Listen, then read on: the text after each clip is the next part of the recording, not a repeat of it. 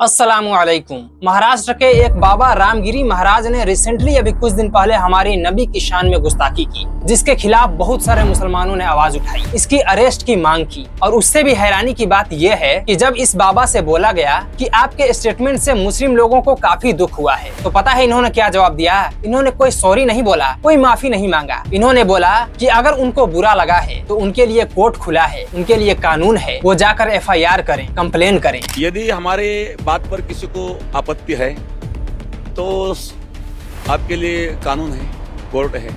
यदि किसी को आपत्ति है तो केस दर्ज कर सकते हैं। यानी कि इनको मालूम है कि मुझे कुछ भी नहीं होगा, चाहे ये लोग कितनी भी FIR कर लें, क्योंकि वहाँ की सरकार इनके साथ है जो इन्हें कुछ होने नहीं दे रही है। और ये पहली बार नहीं है, इससे पहले कई बार हमारे नबी की शान में गुस्ताखी की गई है और उन्हें कुछ भी पनिशमेंट नहीं मिला है, उन्हें कोई सजा नहीं मिली है। आपको याद होगा कि नूपुर शर्मा नाम की एक औरत ने भी हमारे नबी की शान में गुस्ताखी की थी। वो टाइम भी काफी बवाल मचा था, उसके खिलाफ एक्शन तो लिया गया था, लेकिन कुछ खास एक्शन नहीं लिया गया था, जिसके वजह से कोई आगे डर जाए, कोई नबी की शान में गुस्ताखी ना करे। उसके बाद राजा सिंह ने गुस्ताखी की, हमारे नबी के बारे में गलत बोला, बिल्कुल वही सेम बात बोला जो नूपुर शर्मा ने बोली थी। और अभी रिसेंटली रामगिरी महाराज से पहले भी एक औरत ने गुस्ताखी की, जिसका नाम है नाजिया इलाही खान। नाम से इसको मुस्लिम मत समझिए, ये बहुत ही बड़ी जाहिल है, जिनके खिलाफ हम लोग एक्शन तो लेते हैं, लेकिन बहुत ही कम ही मुसलमान इनके खिलाफ एक्शन लेते हैं, सिर्फ कुछ %। बाकी सारे मुसलमान तो सोए रहते हैं, सिर्फ तमाशा देख रहे होते हैं। उन्हें कोई फर्क नहीं पड़ता है कि हमारे नबी के बारे में कोई क्या बोल रहा है। अगर आपको अभी भी कुछ फर्क नहीं पड़ता है, हमारे नबी की शान में कोई गुस्ताखी कर रहा है, तो मैं आपको बताना चाहूंगा कि आपका ईमान खतरे में है। अपने ईमान को बचा लीजिए, क्योंकि नबी सल्लल्लाहु अलैहि वसल्लम ने फरमाया कि कोई भी शख्स तब तक ईमानदार नहीं हो सकता,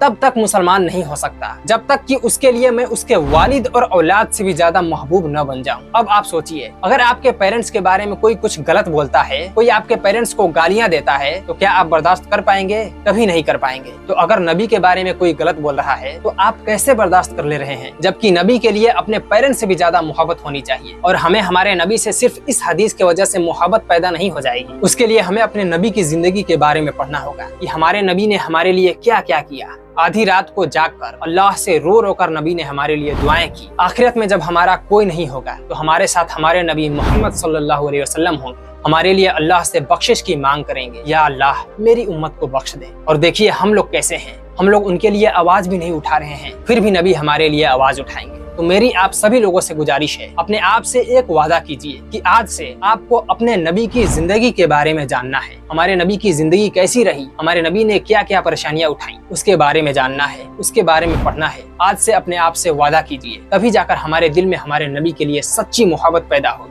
तभी कोई उनके खिलाफ गलत बोलेगा तो हमें सच में बुरा लगेगा और हम सच में एक्शन लेंगे। और एक्शन भी लेना है तो कानून के दायरे में रहकर अपने नजदीकी पुलिस स्टेशन में FIR करना है, और भी लोगों को बताना है, और भी लोगों से FIR दर्ज करवाना है। हमें अपनी पूरी कोशिश करनी है। हमें ये नहीं सोचना है कि उस बंदे को सजा मिलेगी कि नहीं, हमें सिर्फ अपना काम करना है, क्योंकि ये हमारे ईमान का हिस्सा है। वो बच गया तो बच गया, कोई बात नहीं, लेकिन अगर हम लोग आवाज नहीं उठाएंगे तो अल्लाह की अदालत में हम लोग बिल्कुल भी नहीं बच पाएंगे। तो मुझे उम्मीद है कि आप लोग ये काम जरूर करेंगे।